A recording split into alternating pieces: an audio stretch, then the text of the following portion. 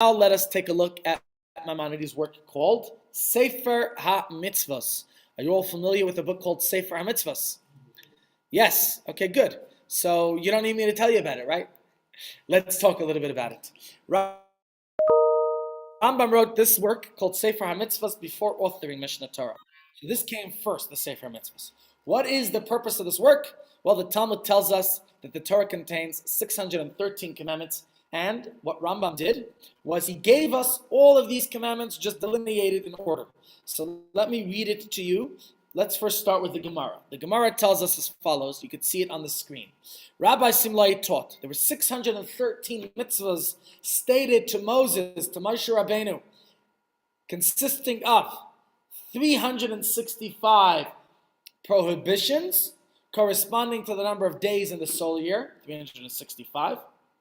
And there are 248 positive mitzvahs corresponding to the number of a person's limbs. Okay, now, it's interesting what the Gemara is telling us here, because we want a complete relationship with God in which each limb can be involved and in which we are particular each day of the year to build that connection with Hashem rather than undermining it. So this we could see right here, the idea that there's 365 negative commandments corresponding to the 365 days of the solar year, and 248 positive commandments corresponding to the 248 limbs. Now, I am a paramedic, and I did study some biology and some anatomy and pathophysiology, and according to science, there's not 248 limbs. So, this is where we could start learning the difference between science and Torah, but that's a separate discussion. Yes?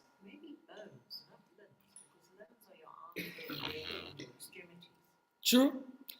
According to this, read the text that says 248 limbs. So that's what Rabbi Simlai said. Now again, that could be a separate discussion to synchronize, to synthesize. And many scholars do that. There are many scholars today, there are many scholars in the past who have looked at science and Torah and said, hold on, there are major, huge differences. How do we gap the bridge? How do we bridge the gap? How do we bridge the gap between them? Next text, right here. 613 mitzvahs. As you can see, this is something that we know. Do the maths. 248 positive, 365 negative. What's 248 plus 365? Come on, some maths. 613, very good. So you got it, 365 prohibitions and 248 positive. What's the difference between a positive and prohibition?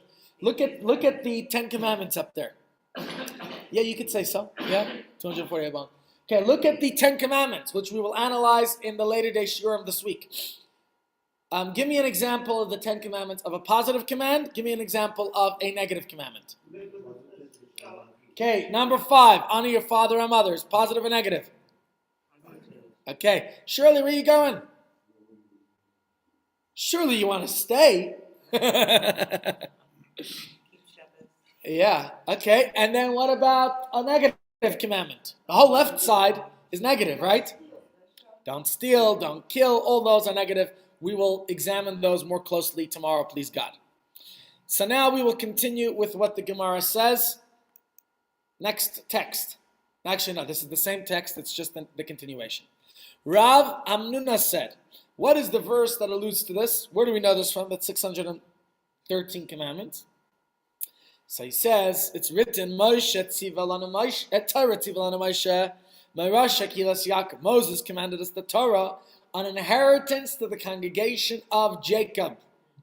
The word Torah, in its numerical value, the gematria is, how much? 611. Let's do the maths quickly. The letter Tuf, the first letter of the word Torah. What's the numerical value of the letter Tuf? It's not so tough to figure that one out. 400. The letter Vav is 6.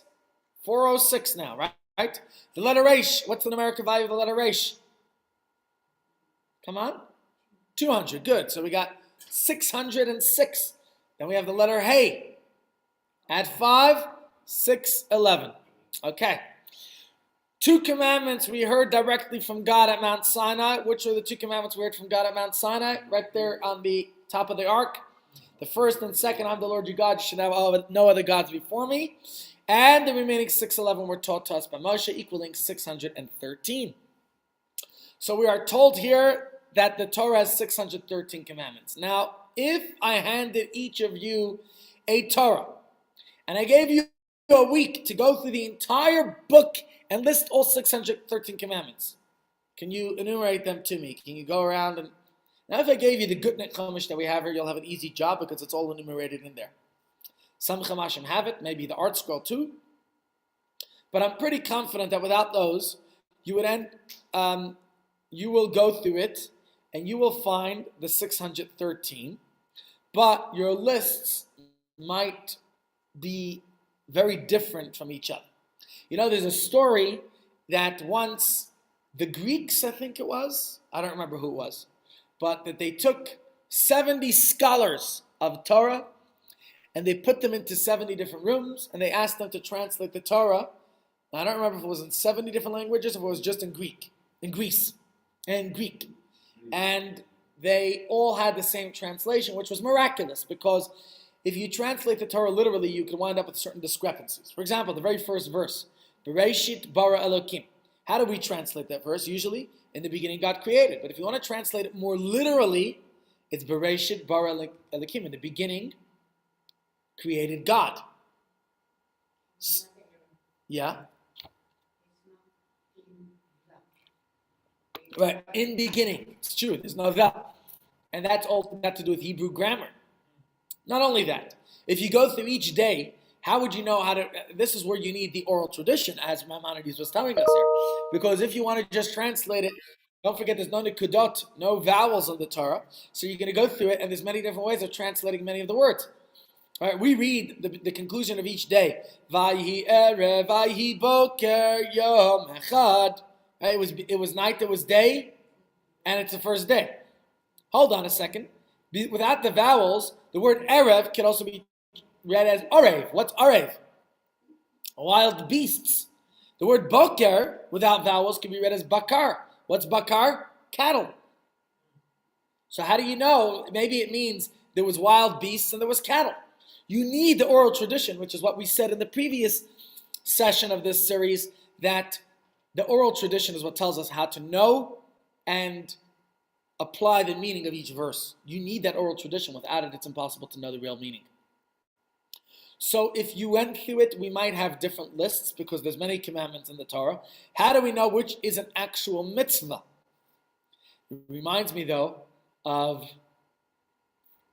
Now I'm forgetting the joke, so I won't say it. I had a good joke for you, but I don't remember it. Where did it go? When you plan jokes and you forget them. I'm remembering the punchline, but I'm remembering. Okay. But it's not always simple to determine which biblical verses, which psukim count as the 613 commandments. Let me think of some examples. God commanded the Jews how to camp in the desert, right? We have verses that are going to tell us. In fact, this coming Shabbos, we're going to say Chazak. We're going to conclude reading the book of Vayikra with a portion of Bechuk Kaisa that we're reading this week. And we're going to start at Mincha reading Bamidbar, Numbers. And there we're going to read all about our experience in the desert. Now, God's instruction to that generation of how to camp in the desert, does that count as a mitzvah? Is that relevant to us? On the one hand, it was a command, right?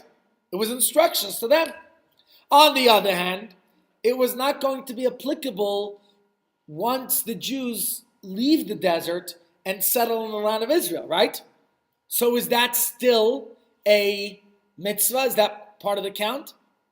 Rambam, in his enumeration of the mitzvahs, says that it is not counted as a mitzvah. The only instructions and commandments that he included in his count of mitzvahs were those that were for generations to come. So if it's not for generations to come, he says it's not included in this enumeration of the commandments. Right here you could see, by the way, on the screen, the enumeration of the word Torah and how it equals 611 plus the first 2 commandments. Right? What other examples could you think of? There's plenty more. Okay? So here you have this command. Sorry, let's just put it back on. Here is this command, that the children of Israel shall encamp each man by his division with the flag staffs of their father's house, some distance from the tent of meeting, shall they encamp. Is this a commandment? Maimonides says no. Okay, let's use another one. When the Torah says you should be holy, kedoshim tiyu, is that a mitzvah? Is that a commandment? You should be holy. What do you say? What? You say it is a commandment.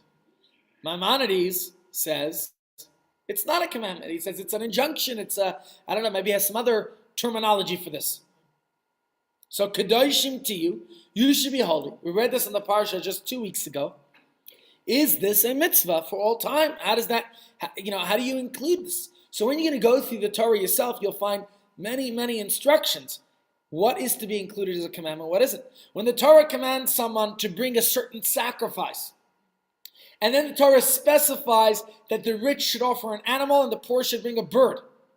And those extremely poor, what do they bring? Flour. Is this 3 mitzvahs or is this 1 mitzvah, I ask you? Pardon? Well, it depends who you ask. What did Rambam say? No, Rambam said 1.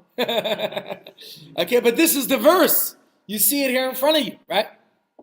The point I'm enumerating these examples. When the Torah commands us to take flour to bake bread and place it in the Mishkan and Beis HaMikdash, is this 3 mitzvahs or is this 1 mitzvah? Again, you have numerous examples, right? The Torah says, L'kachta solas, you should take flour, v'afisa, so you should bake it, shteim esrei chalas, take 12 loaves. This is something we read every Shabbos after davening, or some people read it. Again, it seems like 3 separate commandments. Read it. Let's read the verse. You should take fine flour, bake it into 12 loaves, place them in 2 stacks, 6 in each stack, upon the pure table. How many commandments is this? Rambam says it's 1 commandment. Pardon? Well, this is again something that has to be, how do you understand this? Let's use one more example that I have in this slide presentation. And I'm sure there's many others. Here's another mitzvah. You familiar with this mitzvah?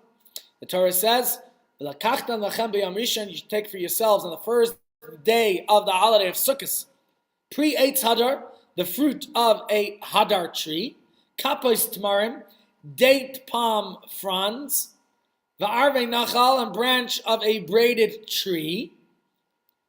Sorry, I just skipped a word from the verse. But the point is, this is a commandment to take the various fruits that are going to be used for your 4 kinds, for the Lulav and Esrog. How many mitzvahs is this? Is it 4 mitzvahs? Is it 1 mitzvah? Well, you know that it's 1 mitzvah because that's what it's the mitzvah of the Arba Minim. But the point I'm illustrating to you is, without a code of Jewish law, it is impossible for one to know which are the 613 commandments. Even if you have the oral tradition that there are 613 commandments, how do you know which ones they are? And maybe if you're going to count everything, you might wind up with a lot more. As you saw numerous examples here that seem to be 3 or 4 or more.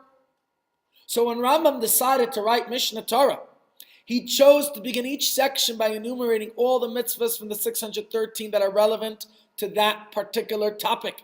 Right? For example, before he begins the laws of Yom Kippur, he says that there are 4 mitzvahs in the Torah associated with that solemn day.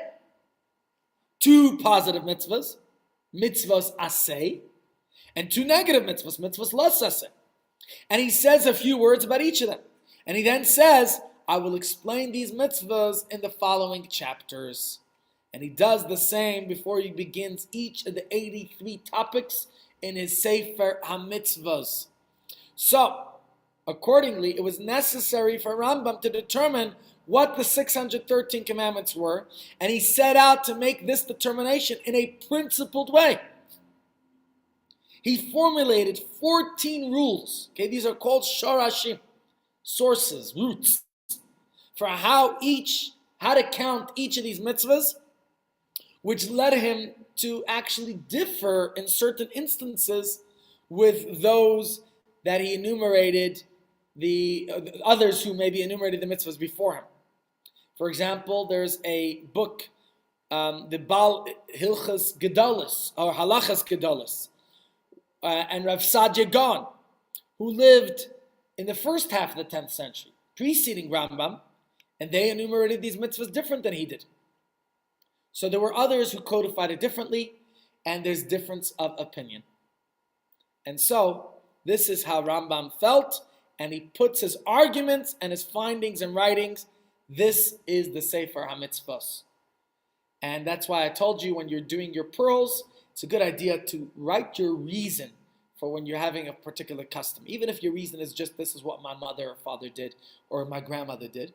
Or maybe write some other reason. Maybe you have a reason for your Mishigasan. At least your kids should know.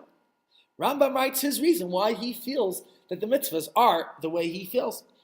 And he says they're entitled to their opinion, why they felt otherwise. And so it's in this work, the Sefer Mitzvahs, that Rambam first provides a lengthy discussion about his 14 rules for how to determine what counts as one of the 613 commandments. And he then proceeds to enumerate each of those mitzvahs. First, all of the mitzvahs aseh, the positive commandments, and then the mitzvahs los aseh, the don'ts, the prohibitions, the negative ones. And for each mitzvah usually provides a few basic details about this mitzvah, how it's to be performed, and the context. And if counting it as one of the 613 is controversial, then guess what? Rambam takes the time to explain why he included it, why he's different than those who enumerated the mitzvahs in other ways than he did. So in a sense, the Sefer Mitzvahs is really an introductory work that enabled the Mishnah Torah. In order to, because the Mishnah Torah expounds on each of these mitzvahs in a lot more detail. But here he was able to introduce it, and Rambam's introduction to Sefer HaMitzvahs actually reads like an introduction to the entire Mishnah Torah. However, it really received a life of its own, even though it seems to be more like an introduction or an abbreviated version. It's an entire genre of Jewish literature was born in which various authors throughout many generations since then have offered counterpoints and arguments and evidence to either defend in their agreement with Rambam or to disagree with Rambam's findings regarding these 613 commandments. Now, before you go to lunch, just to conclude, do these the disagreements about the 613, or what counts as the 613 mitzvahs, yield any practical difference? What difference does it actually practically make? Right, in many instances, I don't think it makes a major difference. For example, everybody agrees that kedoshim tiyu, that injunction that you should be holy, is something we must do, and that all Jews had to dwell in a certain configuration while in the desert. Right? It was specific, related to the way it had to do with cleanliness, with hygiene, with, as my young 2-year-old daughter says, hand sanitizing. Right?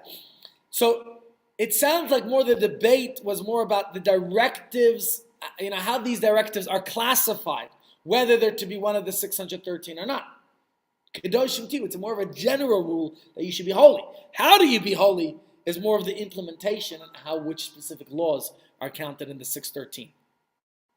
So in reality, there are numerous instances in which one of the monei ha-mitzvahs, the way that people count the mitzvahs differently, says that something is a mitzvah that obligates us to do or to refrain from something.